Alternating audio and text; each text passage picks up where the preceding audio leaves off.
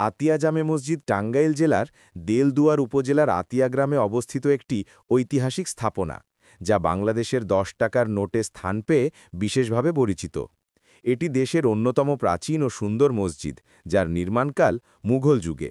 ঐতিহাসিক সূত্র অনুযায়ী ১৬০৯ খ্রিস্টাব্দে মুঘল শাসক সৈয়দ খান পন্নী বা সৈয়দ খান পন্নী পরিবারের পূর্বপুরুষ এই মসজিদটি নির্মাণ করেন।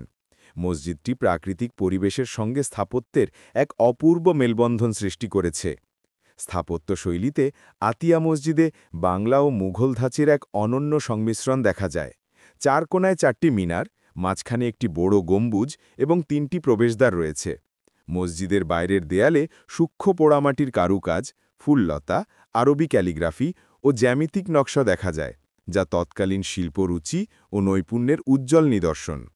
পশ্চিম দেয়ালে ৩টি মিহরাব আছে, যা নামাজের কিবলার দিক নির্দেশ করে। বাংলাদেশ সরকার ১৯৭৮ সালে আতিয়া মসজিদকে জাতীয় প্রত্নতাত্ত্বিক নিদর্শন হিসেবে ঘোষণা করে এবং এটি সংরক্ষণের উদ্যোগ নেয়। পরবর্তীতে এর স্থাপত্য সৌন্দর্য ও ঐতিহাসিক গুরুত্ব বিবেচনায় বাংলাদেশ ব্যাংক ১০ টাকার নোটে মসজিদের চিত্র ব্যবহার করে, যা দেশের সংস্কৃতি ও ঐতিহ্যের প্রতীক হয়ে উঠেছে। আজও আতিয়া মসজিদে প্রতিদিন নামাজ আদায় হয় এবং এটি টাঙ্গাইলের অন্যতম পর্যটন কেন্দ্র।